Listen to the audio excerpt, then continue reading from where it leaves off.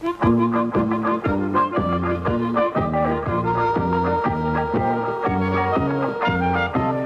all over the countryside, ask the Leylands, ask the Leylands. Travel all over the countryside, ask the Leyland brothers.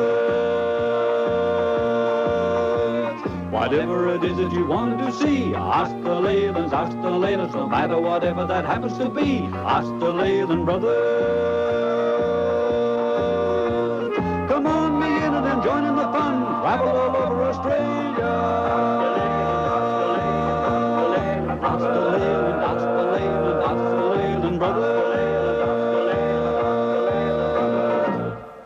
Well, in this program of Ask the Leyland Brothers, we've got a really interesting variety of stories for you. Where to first, Mike? First we go to Dalgety here in New South Wales, where we have a look at the production of mohair. And for those people who don't know what mohair is, it comes from Angora goats. And then where do we go to, Mel? Well, our second story comes from South Australia, from Leigh Creek. There we take a look at one of the largest deposits of coal anywhere in the world. This coal is used to power most of South Australia's electricity supply. And what about our final story, Mike? Where does that come from? Well, we go to New Zealand, to the North Island, to the small town of New Plymouth, where we have a look at the horse stud, where the famous horse Think Big was bred, the horse that won 2 Melbourne Cups in a row.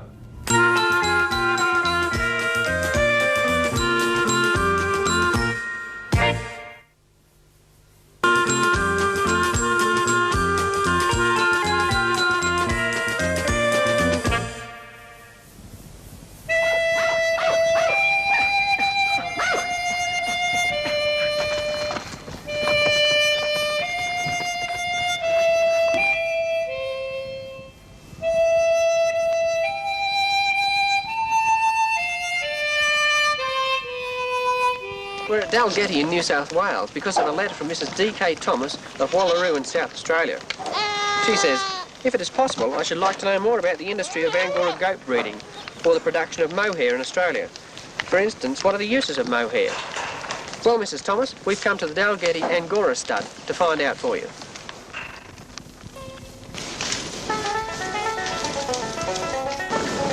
Manager Michael Steinhauser and his daughter Elizabeth round up the property's Angoras, a task they say is easier than sheep handling.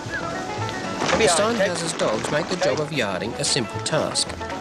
Our presence with all our camera equipment doesn't seem to upset the Angoras in any way.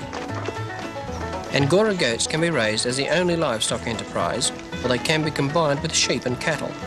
Those 2 black ones I got in there, they mark us. If I find a mob out in the paddock and there's only one there, well, I know for sure that there's another mob somewhere else that is split off the main mob, because those 2, they're both leaders, and if I'm always looking for either of them or both of them together. If I got them both, well, I'm right. So let's go and get them in now. Angora goats are raised for their mohair. At the moment, the demand for mohair fibre is so high that the producers cannot keep up the supply. It's actually a fairly short staple. They had a very tough summer. They're just under paddock conditions. So they're just a bit on the short side. About 1 inch short. It's about 5 inch. They should be 6. What would he be worth this one? Well, this other fellow we paid 3,000 for him at Melbourne, and this fella beat him at the show the other day. So you put your price on him, probably, I don't know, $3,000-4,000, something like that. He's a very nice animal.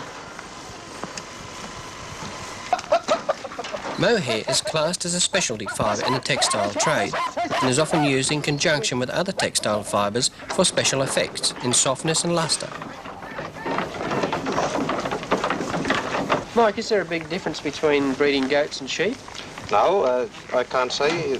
It's easy as sheep. They're probably easier to master. And the drenching program and the inoculation program are very much the same. Shearing is the same price.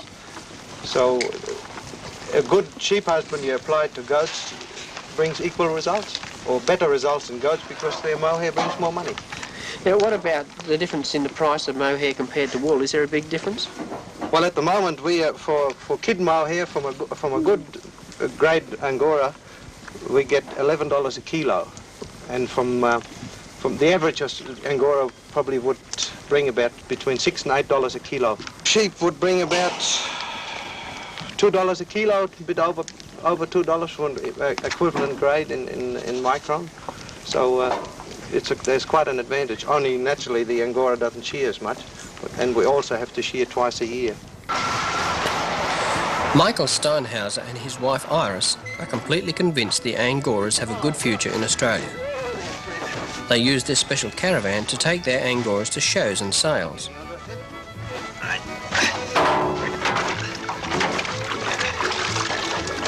Well, we wash goats as preparation for shows and sales. This is an Appendix C doe, which has been just going to be ready for a sale, and we just wash the goat properly so she looks at her best. The Mohair produces a nice sheen. We used ordinary shampoo, stud shampoo for horses. At a recent Angora Breeders' Society stud sale in Melbourne, a buck was sold for $8,000. Breeders strive to upgrade their herds and have them registered in the Society's herd book. Mrs. Enid Fletcher showed us how to spin the mohair into yarn. Spinning mohair is very similar to spinning wool, a little more difficult when you begin, I think, but apart from that, it's very good. The Dalgety Angora stud sell all of their mohair direct to Bradmill in England. Michael and Iris have a collection of garments made from mohair, and they speak with obvious pride about Angoras and mohair. Iris, can you tell Mrs. Thomas what some of the uses of mohair are? Well, we've seen the raw fibre being spun into yarn. This is the type of thing that comes out. This is a finer type. And then it's either knitted or woven into different garments. This is a machine spun, hand woven shawl, vegetable dyed. This is kid mohair, which has been spun and knitted into ski socks. And this is a waistcoat, which has been spun and knitted, hand knitted. This is a machine knitted article. What about intelligence? Would you say they're more intelligent than sheep? They leave sheep for dead. You can see their brain tick over. The sheep are, well, a lot of sheep breeders probably won't agree with me, but the sheep are stupid compared to goats. There's no doubt about that.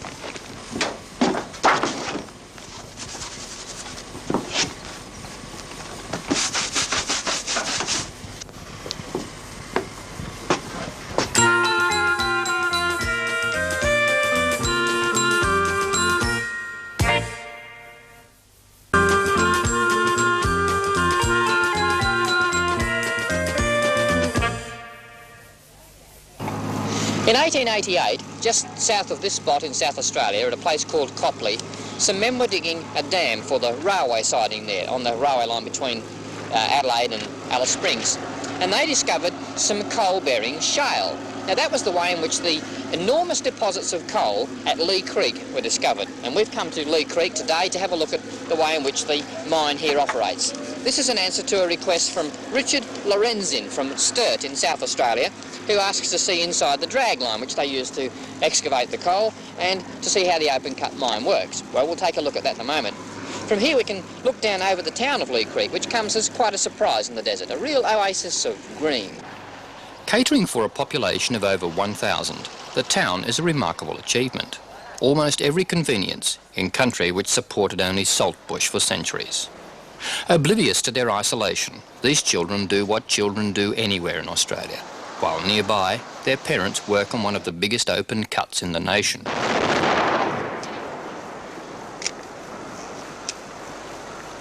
The coal here lies hidden under a topsoil covering which must be blasted to loosen it up for the huge drag lines to scrape away.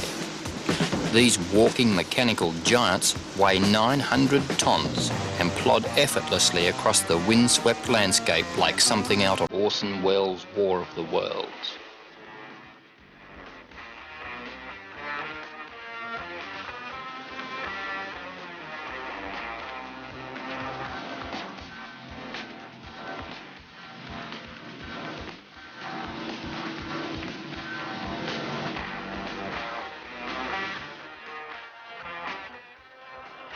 Once in position, the huge dragline takes 14 cubic metre bites from the soil, rapidly clearing away the topsoil to leave the coal deposits exposed. Only 13 years ago, these giants were the biggest draglines in the world. But such is the development of mining techniques that the latest machines have over 25 times their capacity. Here, though, such massive equipment is not needed.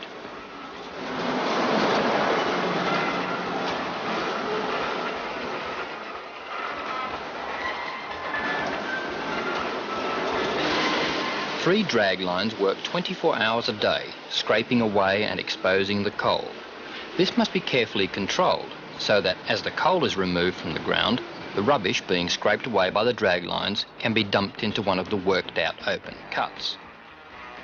Here, there is a continually changing landscape of mullock heaps. Removal of this overburden, as it is known, is just as big a job as the mining of the coal. Where the ground was one day, there can be a hole large enough to swallow an aircraft carrier the next. And in the bottom of the hole, the bituminous coal undisturbed since it was laid down 150 million years ago.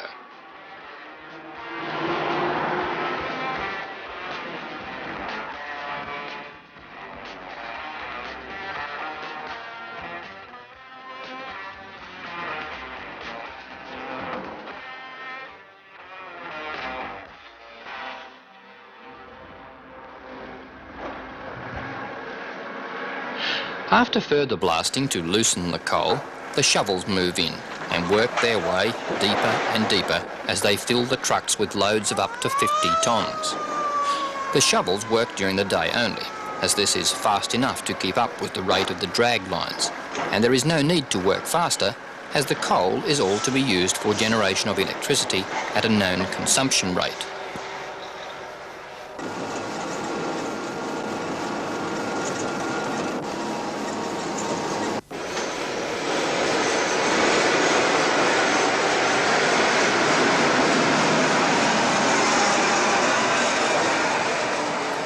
The coal is trucked in from the various open cuts in the field to a central loading point where it is dropped through a chute into a crusher underneath. Emerging from the crusher, the coal is carried 1,000 metres up a conveyor belt to be crushed further before storage in the loading bins of the massive train loader. Between 10 and 14 trains are loaded every week at Leigh Creek siding.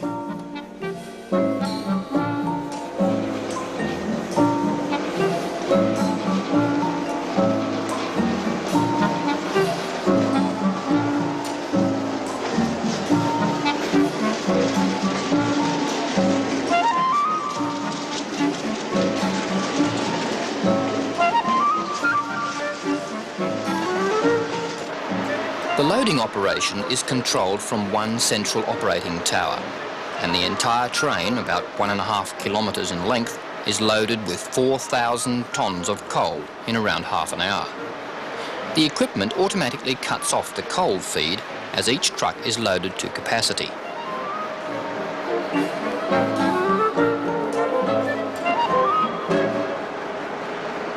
It takes about 30 minutes to load the train, and this seems a good time to take the opportunity to correct a popular misconception about the coal that's produced here at Leigh Creek.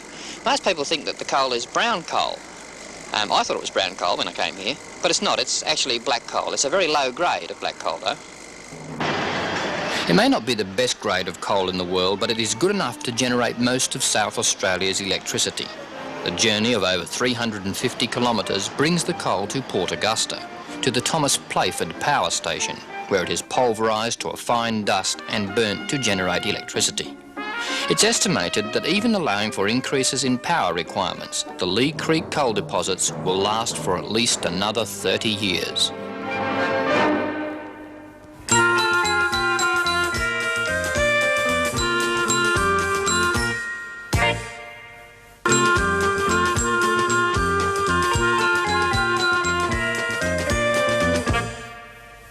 We're on the North Island of New Zealand because Mrs. Jensen of Bunyip in Victoria asked us, could you let me see in your program the Winthorpe Stud at Waitara, Taranaki, New Zealand, where my son is stud groom, whom I haven't been able to go and see for nearly 12 years. They have some champions there also, Sarcelle, Dam of Think Big, who won 2 Melbourne Cups in succession. It's one, if not the biggest stud in New Zealand. Well, Mrs. Jensen, we're going to meet your son Jim and have a look at the horses.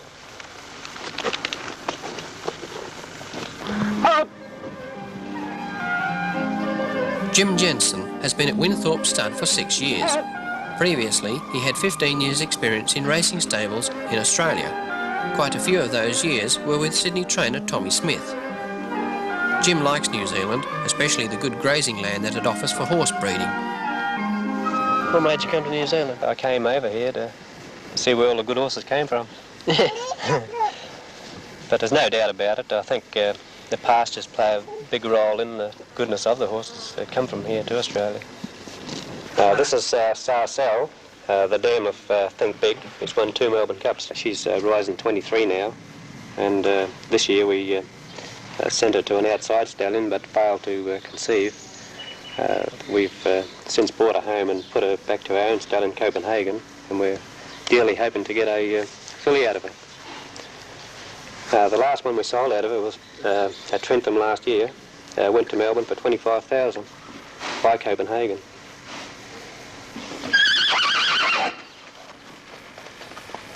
Think Big is the most famous horse to come from the Winthorpe Stud, but who knows, maybe there is another Melbourne Cup winner amongst these young foals ready for weaning.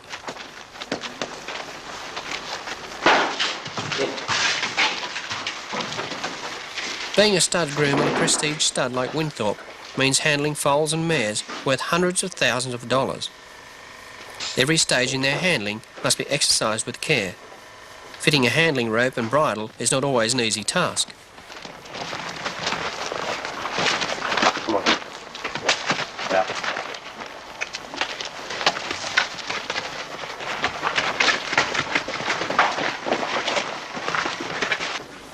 These foals are about 6 months old and ready to leave their mothers and join the other horses in the grazing paddocks.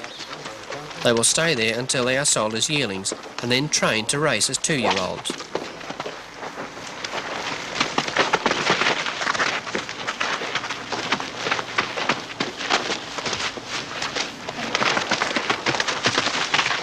At the moment we're weaning, and this foal here is this would be the 3rd time he's been out, or 3rd time he's been led. As you can see, the mare here, we hold her in the centre and gradually take the foal away from the mare and teach him to lead on his own. It takes 3 to 4 days of patient training before the mare and foal are separated. A good stud must have a good standing stallion. This is Copenhagen, the sire of Ler Mer, one of the top 3-year-old fillies in New Zealand at the moment. This horse, he's been leading sire about 6 times, and definitely one of the most successful sires ever to stand in New Zealand. He would be a legend to the racegoers in New Zealand. He's 23, and we're hoping to have him for a few more years yet. 16 kilometres from Winthorpe Stud is the Wynthorpe Racing Stables. Here, promising young horses from Wynthorpe and other studs are trained by Malcolm Smith, one of New Zealand's top trainers.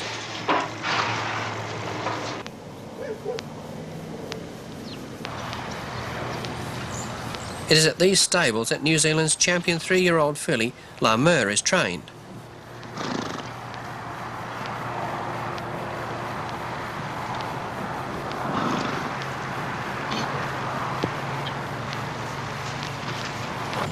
Most mornings at 6 a.m. at New Plymouth Racecourse, you can find Malcolm Smith with his team of jockeys and horses.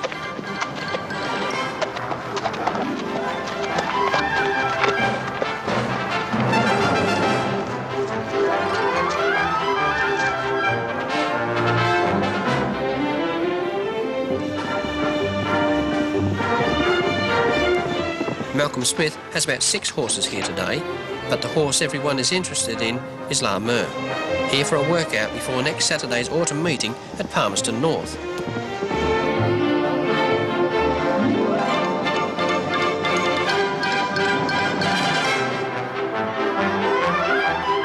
Ler Mer was unbeaten as a 2-year-old. Out of 10 starts, she had 8 wins, 1 second and was unplaced once. That was in her last race. Malcolm Smith is sure she can win on Saturday.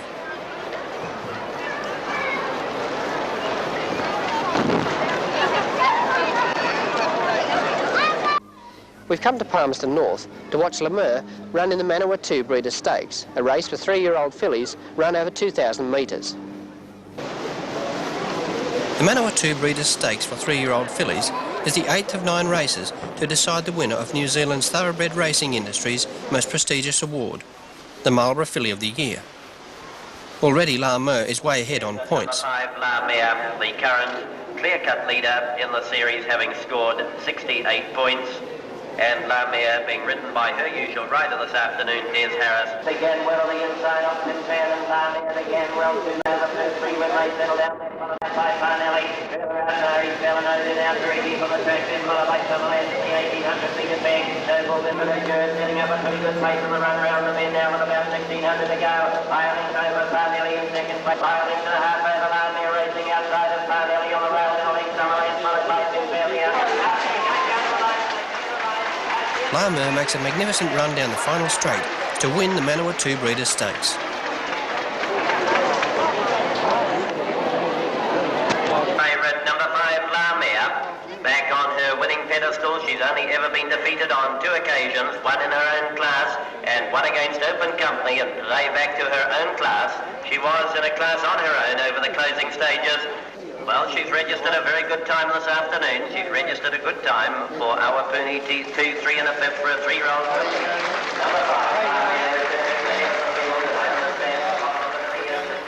With only 1 race in the series to go, Ler Mer cannot be beaten. She will be the filly of the year, another winner for Wynthorpe.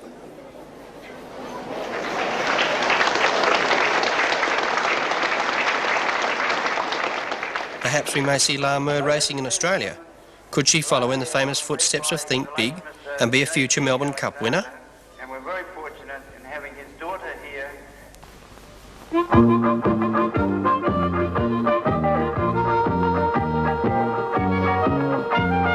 Travel all over the countryside, ask the Leylands, travel all over the countryside, ask the Leyland brothers. Whatever it is that you want to see, ask the Leylands, no matter whatever that happens to be, ask the Leyland brothers. Come on, me in and join in the fun, travel all over Australia.